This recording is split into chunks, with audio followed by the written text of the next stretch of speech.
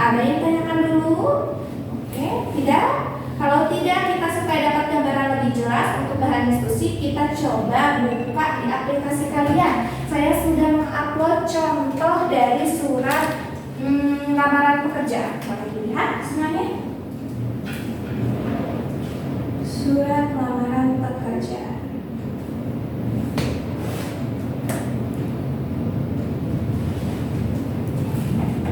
Yang PDF bentuknya.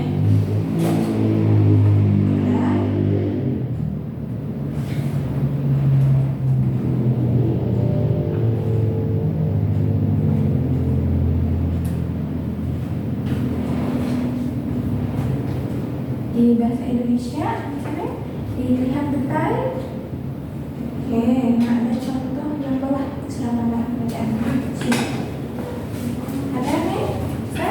Maka pintar itu. Bisa semuanya dibuka? Nah, yang kalian lihat itu adalah contoh surat lamaran pekerjaan. Cuman contohnya yang ada satu. Dari sekarang saya tegaskan, surat lamaran pekerjaan itu bentuknya tidak harus seperti ini di bagian isinya. Bisa ada beberapa tipe gitu. Nanti saya jelaskan. Tapi saya yang ambil itu yang ini, nanti juga dijelaskan kenapa ambilnya yang ini. Tapi yang jelas, coba kita lihat dulu nih surat lamaran pekerjaannya. Ada Ciamis 22 Juli 2024, ada hal, ada lampiran, ada yang terhormat, terus dengan hormat, berdasarkan iklan lowongan pekerjaan, berdasarkan kualifikasi, terus besar harapan saya, ada hormat saya, sama Santi Pustasari. Oke, itu adalah contoh, salah satu contoh dari surat lamaran pekerjaan. Oke, berarti bisa dong bentuknya seperti bukan seperti ini, bisa saja. Cuma ada cumannya nih, di dalam surat lamaran pekerjaan itu ada hal penting atau disebut dengan hal wajib. Jadi mau bentuknya seperti apapun surat itu, yang penting hal pentingnya ini ada dan jelas. Oke, apa hal pentingnya? Yang pertama itu ada yang disebut sebagai tesis. Pernah mendengar kata tesis? Apa tuh tesis? Tesis itu disebut dengan pernyataan. Oke, umum. Berarti ini merupakan salah satu hal penting yang ada di dalam surat lamaran pekerjaan. Dukungan atas tesis itu. Nah, coba kalian lihat di surat lamaran pekerjaannya. Ada kata berdasarkan iklan lowongan pekerjaan. Ada? Oke, sampai pada posisi tersebut atau lebih tepatnya paragraf pertama. Oke, itu disebut sebagai tesis atau pernyataan umum. Berdasarkan iklan lowongan pekerjaan dari www.robukani.com bahwa PT Ruang Raya Indonesia membuka lowongan pekerjaan untuk posisi Paid Education Consultant untuk wilayah Ciamis. Saya bermaksud melamar pekerjaan pada posisi tersebut. Itu disebut dengan tesis atau pernyataan umum. Berarti dari contoh itu bisa kita lihat isinya berkaitan sama informasi yang merujuk pada lamaran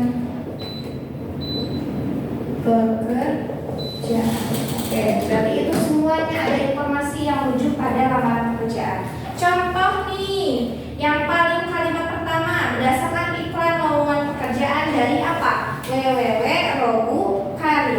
Berarti itu disebut dengan apa tuh? Sumber. Oke, pinter. Informasi lowongan. Oke, pinter. Lowongan kerja.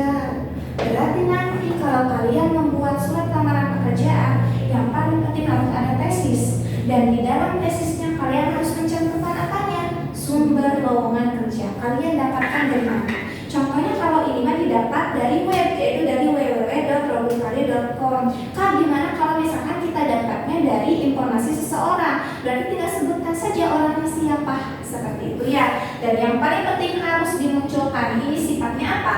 Wajib. Oke, selanjutnya kita baca bahwa PT Ruang Raya Indonesia membuka lowongan pekerjaan untuk apa? Posisi Paid Education Consultant. Berarti bisa kita tarik kesimpulan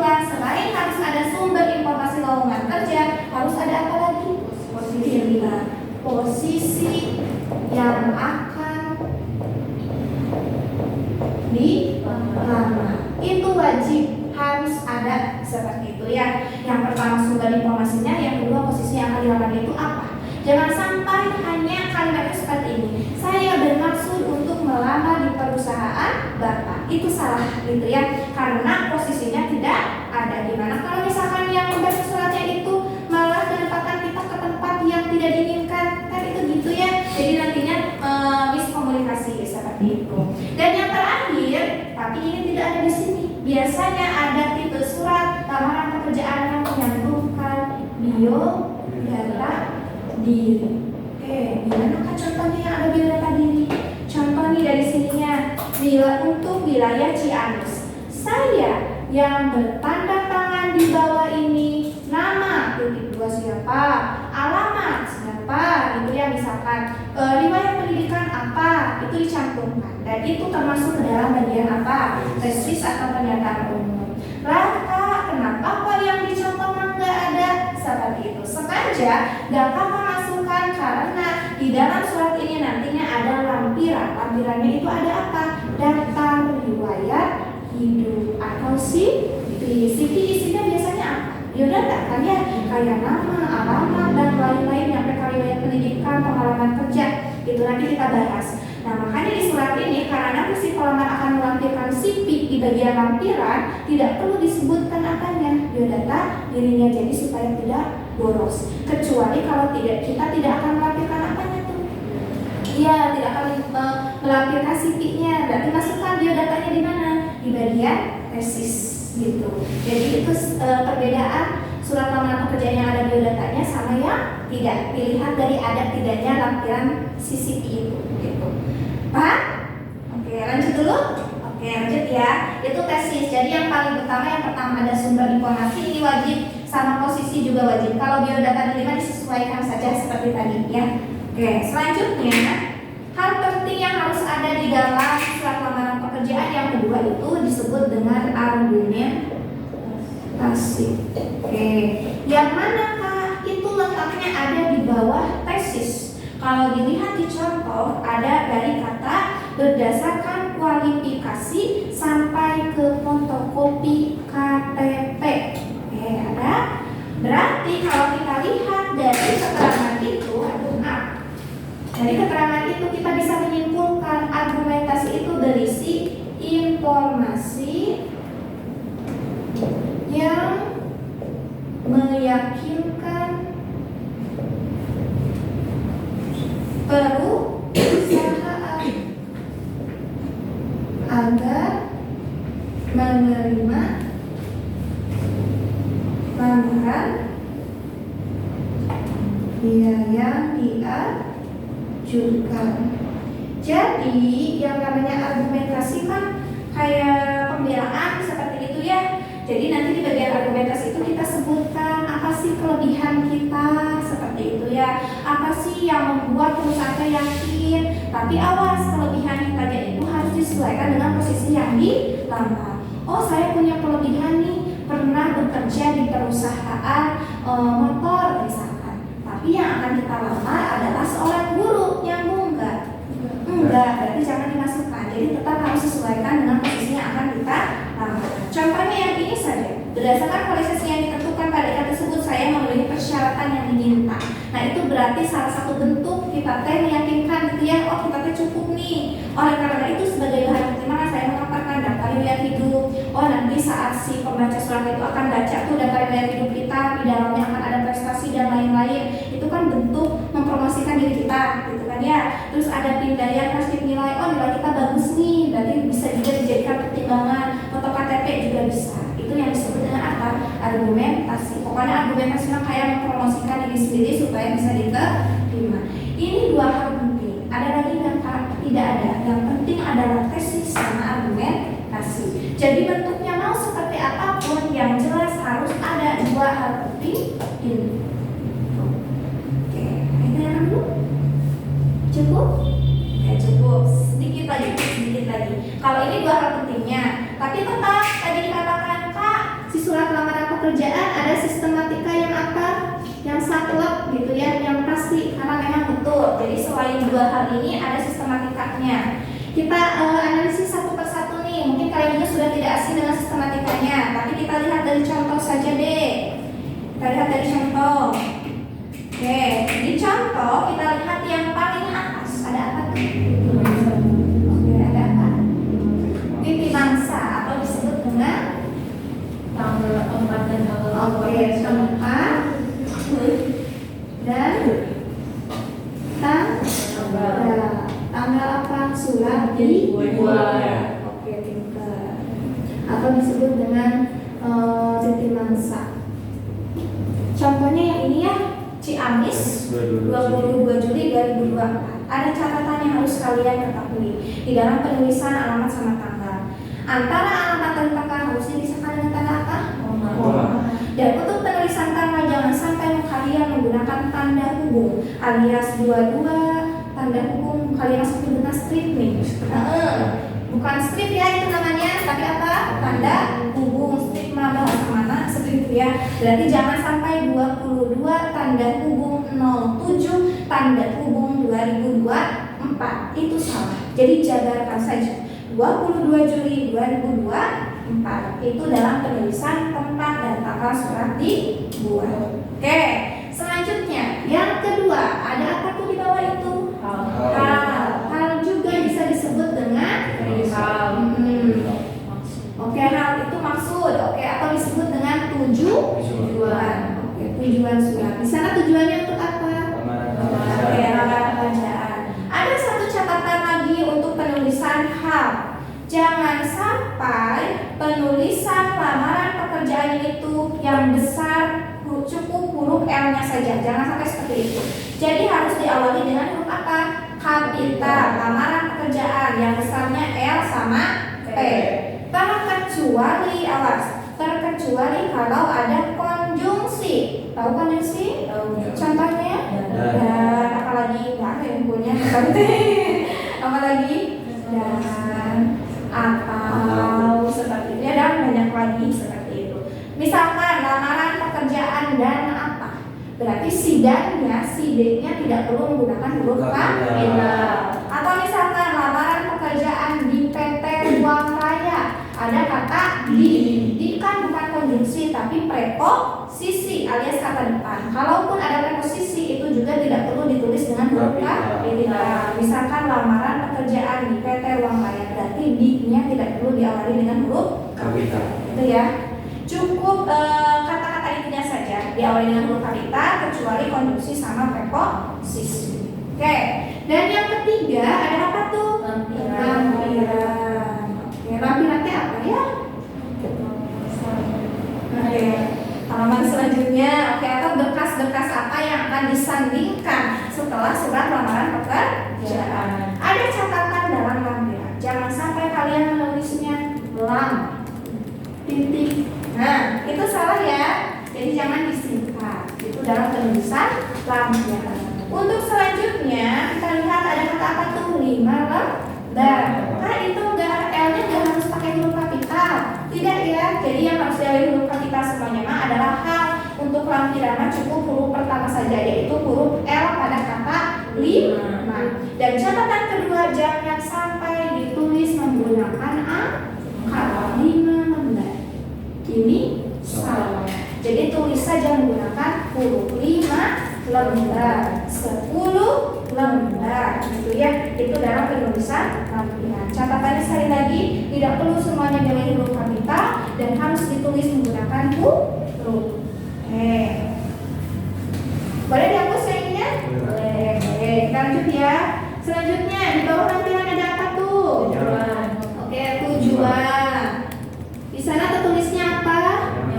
Yang terhormat manajer personalia PT Raya Indonesia Jalan Tebet Barat Dalam Raya nomor 22 Jakarta Selatan.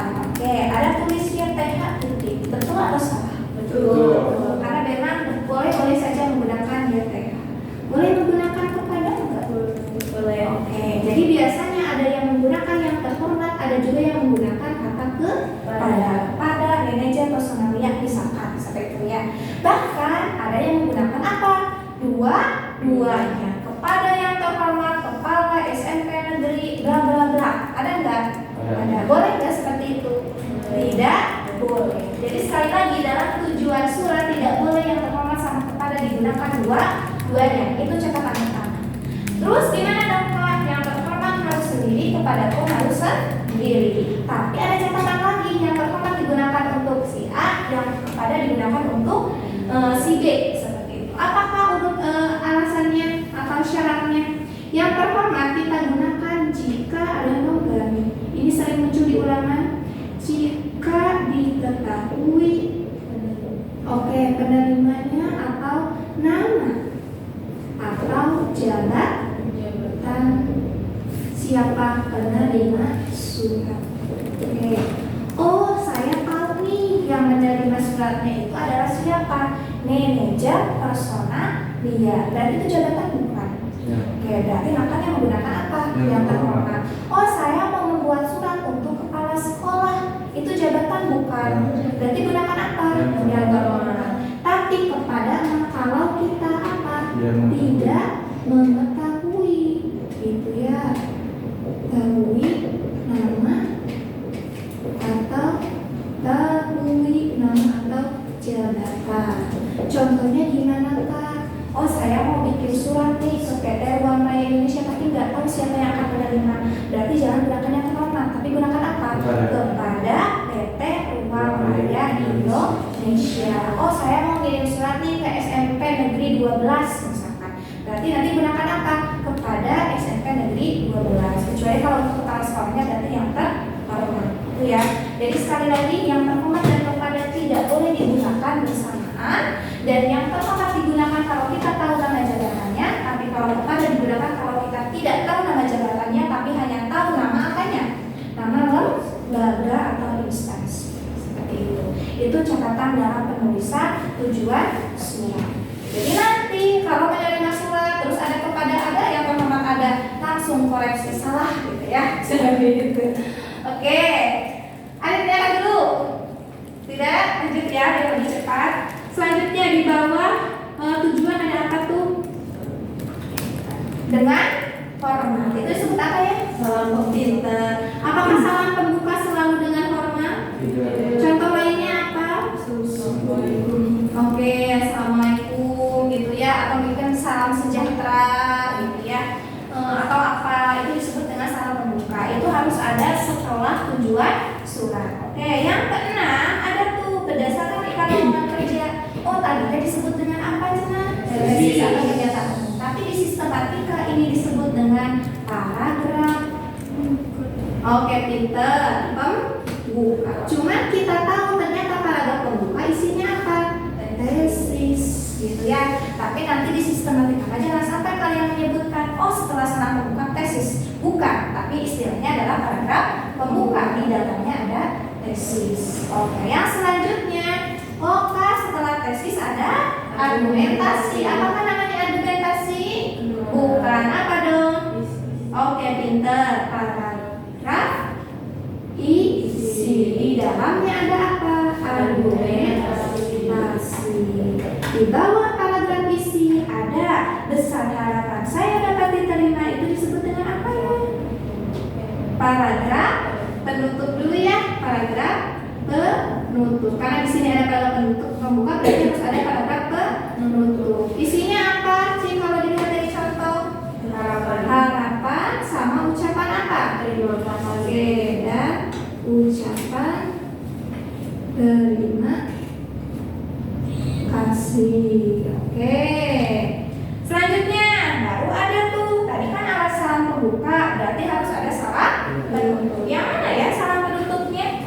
Saya. Pintar. Salam penutup. Itu ada salam penutup ya. Oke, baru setelah salam penutup ada apa tuh? Santi Puspa Sari. Berarti itu apa? Memberikan dia seharusnya di atas salam penutup ada apa? Tanda tangan. Berarti yang ke-10 ada apa? Tanda tangan dan nama. Oke, ada lagi di sana? Setelah tanda tangan dan nama pengirim? Tidak ada ya, karena memang sistematikanya ada berapa?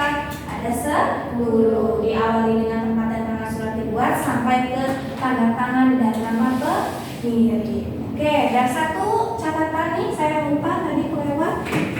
Kalau tadi kan koreksi kesalahan penulisan ya di dalam tempat dan tanggal sudah, terus yang kelompok ada. Di salam penutup, salam penutup, paragraf penutup, awas hati-hati nih. Suka si kalimat itu ada yang seperti ini. Atas berhak dia ya. Oke, saya minta mengucapkan Terima kasih. Salah ya. Oke. Cik, betul atau salah yang ini? Apa salahnya? Perhatiannya. Oke, di katanya. Jangan sampai si nyanya itu siapa, gitu ya. Berarti harus kita jabarkan jadi gimana? Atas perhatian bapak atau ibu. Itu baru betul ya. Saya mengucapkan terima kasih. Ada lagi tidak salahnya?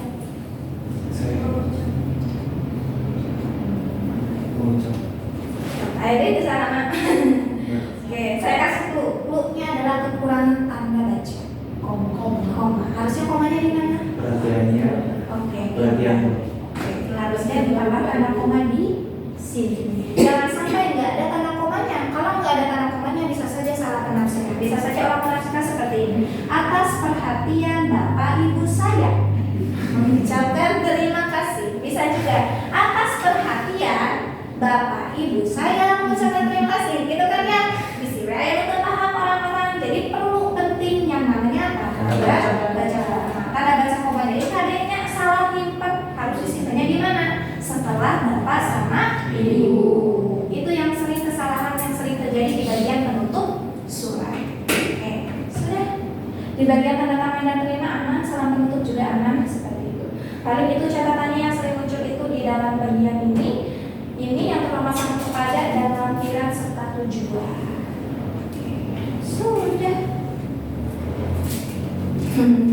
Tanyakan dulu, sob. Bisa ada yang belum paham atau ada yang beda persepsi.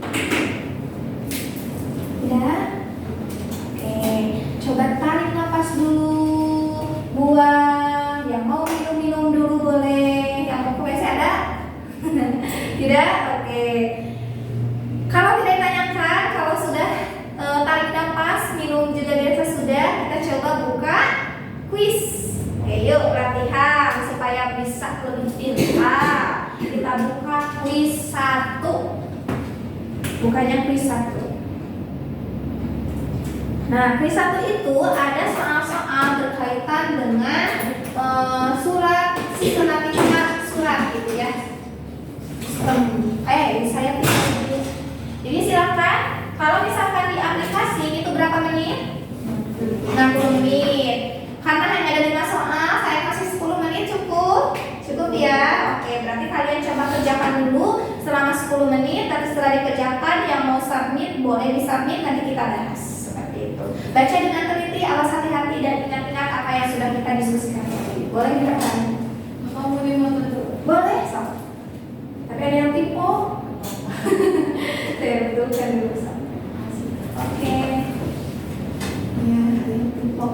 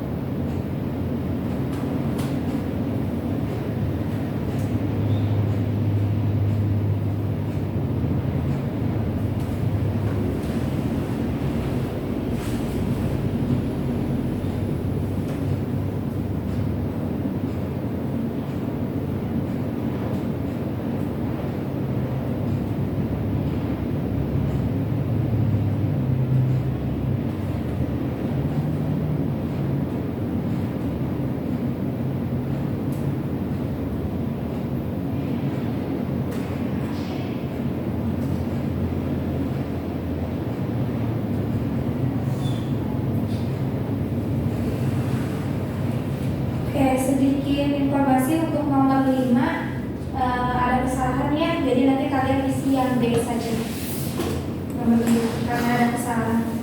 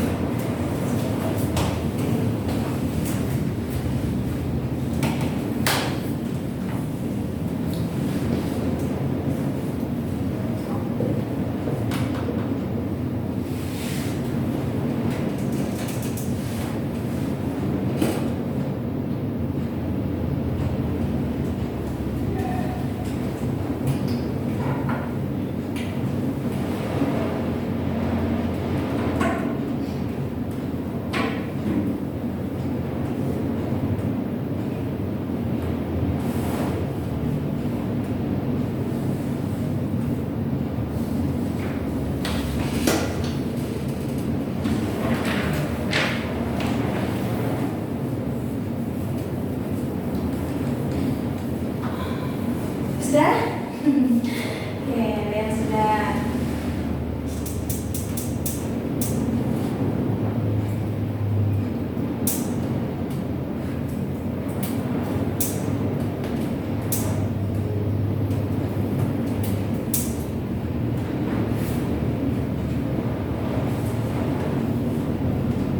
Dua menit lagi ya.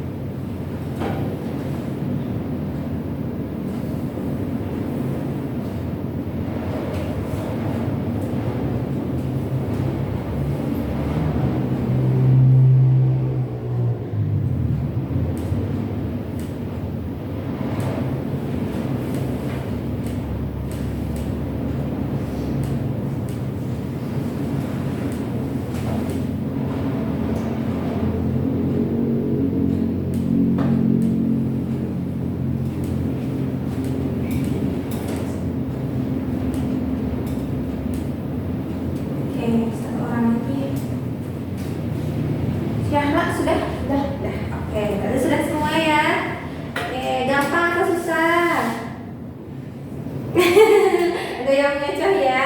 Oke, kita coba bahas nih. Ada yang dapat 100 enggak?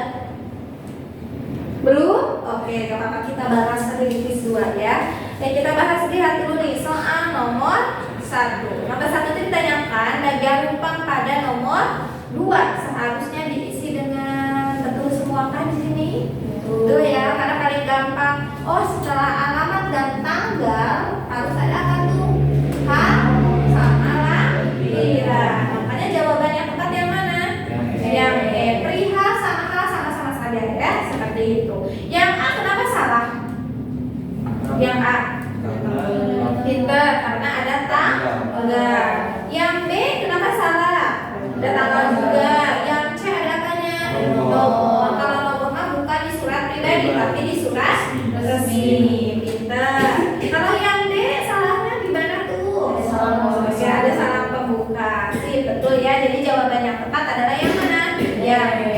Kita lanjut ke soal nomor 2. Betulkah semuanya nomor 2? Oke, ada yang betul, ada yang salah. Kalimat-kalimat yang paling tepat untuk mengisi rumpang nomor 6. Kita lihat mana rumpang nomor 6 itu adanya. Oke, ada iklan sedikit. Kalimat nomor 6 kalau kita lihat itu disebut dengan bagian apa ya? Tesis kah atau argumentasi?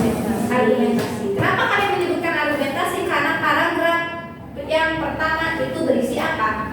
Tesis. Ada informasinya dari mana? Posisinya apa? Berarti di kalimat ke-6 itu bagian argumentasi. Yang kita ingat argumentasi itu isinya apa? Informasi yang meyakinkan perusahaan agar menerima lamaran yang diajukan. Jadi kita sebutkan apa kelebihan dari diri kita, seperti itu ya. Dan poin utama selalu kita tekankan di bagian argumentasi harus dikaitkan dengan posisi yang akan kita lamar. Oke, kita lihat yang A. Bersama surat ini pula izinkan saya memperkenalkan diri. Apakah betul di argumentasi harus ada memperkenalkan diri? Tidak. Memperkenalkan diri adanya di bagian mana? Tesis. Berarti yang A eliminasi. Yang B. Saya pernah bekerja sebagai karyawan magang di bidang perbankan selama 6 bulan. Apakah itu bisa dimasukkan argumentasi? Bisa. Selain itu, sebagai pengalaman organisasi yang saya miliki membuat saya yakin bahwa saya mampu mengerjakan tugas. Itu pun masih argumentasi. Dan di sini dikatakan pengalamannya itu apa? Perbankan. Sesuai nggak dengan posisi yang akan dilamar? Emang apa yang ini dilamarnya? Nanti yang B kita keep. Oke. Yang C, saya sangat percaya diri bahwa saya memenuhi kualifikasi sebagaimana disyaratkan oleh perusahaan Bapak Ibu. Oke, itu masih masuk argumentasi. Saya telah lulus kuliah dan saya memiliki pengalaman kerja yang baik. Oleh karena itu Bapak Ibu akan menyesal jika tidak menerima saran nanti saya. Nah, itu salahnya di mana? Di kalimat itu gitu ya, itu kurang tepat.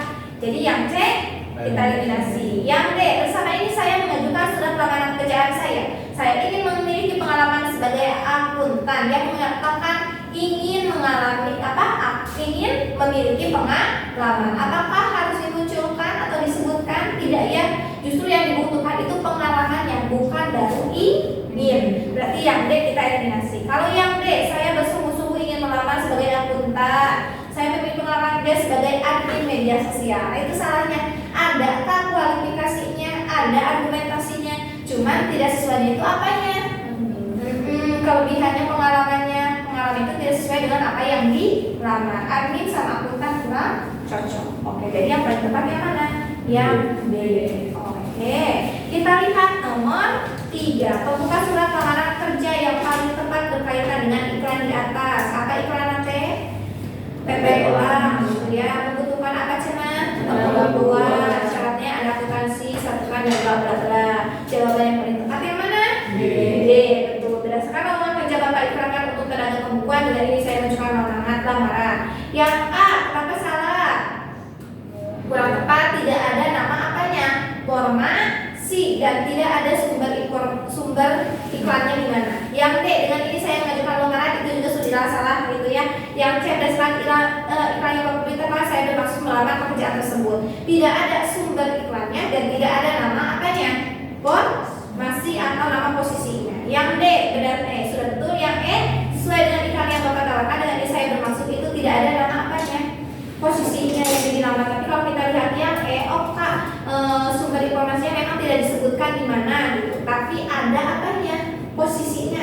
gitu ya. Itu apa posisinya itu? Oke, lembaga pembukuan. Makanya yang paling tepat ya D. Oke, lanjut nomor berapa? Nomor 4. Aspek penting dalam surat tersebut yang harus diperbaiki adalah titik-titik karena apa? Oke. Ada yang betul? Salah semua? Oke, kita lihat. Kita lihat yang A. Bagian tesis tidak terdapat sumber lowongan kerja dan posisi yang akan dilamar. Kita lihat tesis. Tesisnya ke mana? Berdasarkan sampai ke pendidikan terakhir kan ya? Oke, katanya yang A tidak terdapat sumber lowongan kerja. Ada nggak sumber lowongan kerjanya dari mana? Iklannya atau ada nggak? Di tesis? Oke, berdasarkan informasi yang saya dapatkannya dari mana gitu ya? Apakah di tesis perlu ada sumber informasi? Kan perlu, tapi di sini mah tidak ada. Oke, apakah posisi yang akan dilamarnya ada? Ada nggak? Tidak. Berarti yang aktif atau eliminasi? Kip. Oke, yang B. Bagian argumentasi tidak menjelaskan kualifikasi pendidikan pelamar. Ada nggak kualifikasi pendidikan? Di bagian argumentasi yang mana? Dengan surat ini sampai ke fotokopi KTP. Ada nggak kualifikasi pendidikannya? Pasti ada. Di bagian apa tuh? Ijazah dan daftar wilayah biru. Berarti yang B, tip atau eliminasi? Eliminasi, karena sudah ada. Yang C, bagian penegasan tidak terdapat harapan. Apakah penegasan itu disebut dengan hal penting? Tidak. Berarti yang D ini, yang C eliminasi. Yang D, bagian tesis tidak memuat identitas pelamar. Di tesis saya ke identitasnya. Saya berarti eliminasi. Yang E, bagian argumentasi tidak menjelaskan penghargaan yang dimiliki pelamar. Ada nggak penghargaan di sana? Tidak, tapi secara tidak langsung pasti termuat di mana? Di daftar riwayat hidup. Jadi yang paling tepat yang mana? Yang kebanyakan kalian jawab apa? Tapi salah. Oh, jadi kayaknya sistemnya error berarti. Di sananya apa? D. Kalau D itu apa? Tesis tidak membuat. Tapi sudah jelas kan ya? Tesis ada. Oke, berarti itu salah errornya. Oke, nanti saya ganti sama Starchem. Oke, nggak apa-apa. Yang penting betul. Dan yang terakhir nomor apa tuh? Nomor 5. Nomor 5 juga ada error. Yang betul itu di aplikasi kalian yang mana tuh? Yang B. Paragraf yang tidak ada tuh katanya paragraf pembuka. Ada nggak? Memang betul. Tidak ada paragraf pembukanya. Ada karena tesisnya. Terus ada salam, tidak ada salam penutup. Emang iya tidak ada salam penutupnya? Ada ya, format saya. Berarti itu salah. Kalau yang A kita lihat alamat surat ada. Ada kan ya? Salam penutup ada? Ada. Yang C isinya ada? Ada. Penutup? Ada. Salam pembuka ada? Ada. Salam penutup? Ada. Alamat surat? Ada. Paragraf pembuka? Ada. Berarti jawabannya semua betul. Ya, tapi yang paling betul katanya yang B. Tapi yang B itu masalah. Sudah. Jadi ada yang error tadi ya, satu soal. Nanti saya ganti nilainya ya.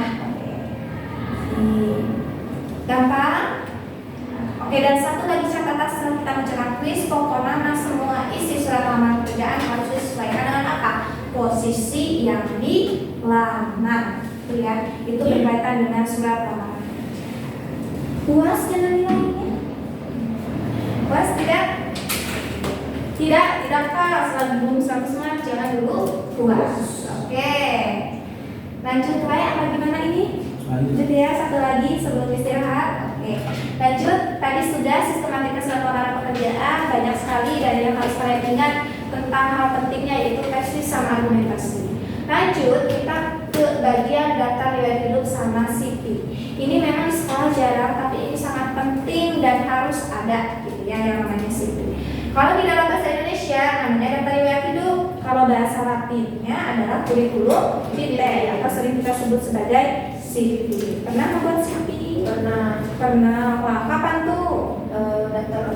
Daftar OSIS. Jadi kita tahu CV bukan melulu untuk apa? Untuk melamar pekerjaan, untuk ikut organisasi pun terkadang harus ada CV. Oke, dulu bikinnya di mana? Di Canva. Otodidaka. Oke, kita lihat apakah CV yang pernah dibuat sudah memenuhi syarat atau tidak, gitu ya. Oke, kita bandingkan. Nah, sama hanya dengan surat lamaran pekerjaan yang namanya daftar riwayat hidup pun ada sistematikanya. Ada hal-hal yang harus diperhatikan juga seperti itu. Kalau misalkan ada yang sudah buat berarti ada gambaran, atau mungkin di sini ada yang tidak pernah lihat atau tidak pernah membuat, saya kasih contohnya. Boleh dibuka di aplikasi. Oke, contohnya. Yang contoh CP, yang judulnya contoh CP.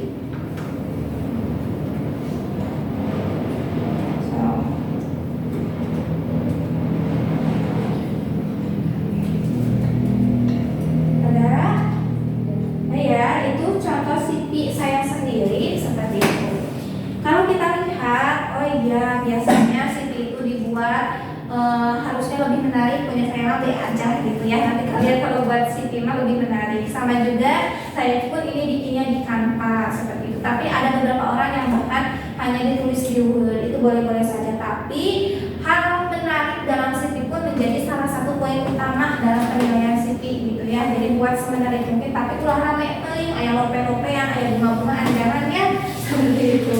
Itu dalam CV. Nah, kalau kita lihat tadi surat ada sistematikanya, CV pun sama. Kita lihat analisis ini bareng-bareng supaya ingat. Jadi kita sambil lihat contohnya. Yang paling atas ada tulisan tidak? Ada. Apa tulisannya? Itu tuh disebut dengan apa ya? Judul. Oke, jadi tetap walaupun mungkin kalau kita lihat sekilas, oh iya mas CV aya fotoan, aya namaan. Tapi bisa ada orang awam pikirannya, ih bagus desainnya kayak mirip dengan daftar menu. Nah, harus salah misalkan gitu ya. Makanya tetap harus kita cantumkan di mananya. Paling atas daftar riwayat hidup, cantumkan paling atas dan paling menonjol. Itu di bagian CV. Oke, kita lanjut ke bagian bawahnya. Ada apa tuh? Nama, rekam, bla bla bla. Terus ada lagi apa? Nomor 7, nomor handphone, ada apa lagi? Alamat, ada alamat email, ada juga Instagram. Itu disebut dengan apa ya? Data diri atau biodata. Oke, biodata diri. Kak, demi nggak ada tempat sama tanggal lahirnya, kok nggak ada jenis kelaminnya, kok nggak ada statusnya, gitu ya? Oke, kenapa? Kan biodata itu biasanya ada itu yang paling utama, agamanya apa, seperti itu ya. Kenapa tidak dicantumkan? Satu catatan untuk kalian dalam penulisan biodata diri atau data diri harus disesuaikan dengan posisi yang akan kita lamar. Jangan semuanya dimasukkan lebih ke kayak namanya tinggi badan, berat badan, ukuran sepatu, semua dimasukkan. Jangan lihat terlalu banyak. Harus disesuaikan dengan apa? Posisi yang akan kita lamar.